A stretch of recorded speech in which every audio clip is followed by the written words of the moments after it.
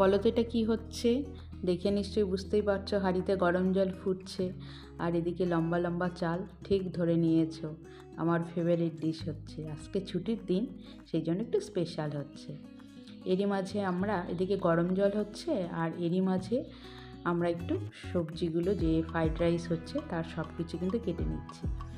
আমি এদিকে কাটছি ফ্রাইড রাইসের সব সরঞ্জাম কাটছি, এদিকে নেহা সব চিকেন হবে তো চিকেনের সব কিছু কাটছে।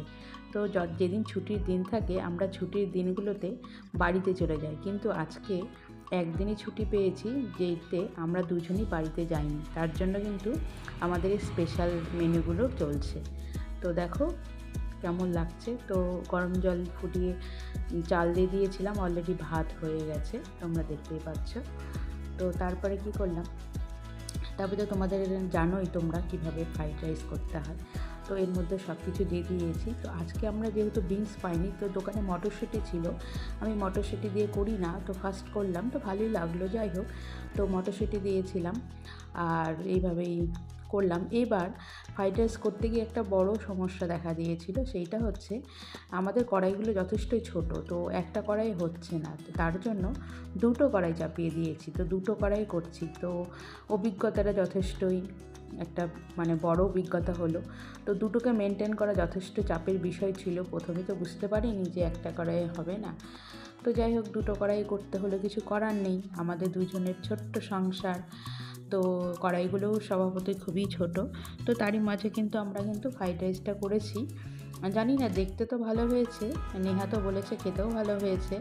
জানি না তোমাদের যদি খাওয়াতে পারতাম কেমন হতো, তাহলেই না বুঝতে পারতে কেমন টেস্ট হয়েছে। তো ঠিক আছে, এদিকে ফ্রাইড রাইস কমপ্লিট। অন্যদিকে আমাদের এখানে কিন্তু মিক্সার গ্রাইন্ডার নেই, সেই জন্য আমরা এই যে এইটা আছে, এইটার মধ্যে দিয়ে আদা, জিরে, রসুন এগুলোই বাটছি।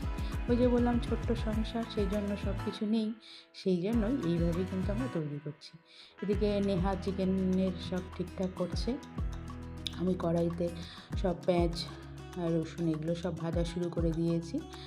তো তোমরা দেখতেই পাচ্ছ, তো অলরেডি চিকেনও প্রায় রেডি। তো আমি রান্না করছি, এদিকে নেহা সব আমাকে সব কিছু করে দিয়েছে। নেহাই, খুব বৃষ্টি চলছিল, নেহা গিয়ে বাজারে গিয়ে চিকেন নিয়ে এসেছে।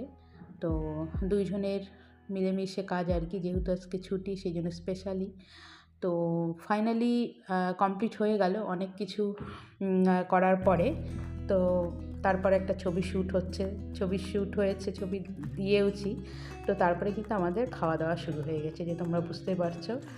তো আমরা কিন্তু দুইজন মিলে, এই যে নেহাও খাওয়া শুরু করে দিয়েছে, নেহা তো বলছে দারুণ হয়েছে। তো জানি না কেমন হয়েছে, তো আম্মু খেতে শুরু করে দিয়েছি। খুব খিদেও পেয়েছিল, অনেকটা বেলা হয়ে গেছিলো। তো জানি না তোমাদের কেমন লাগবে, যদি ভালো লাগে অবশ্যই কমেন্ট করবে আর সঙ্গে থাকবে। ধন্যবাদ।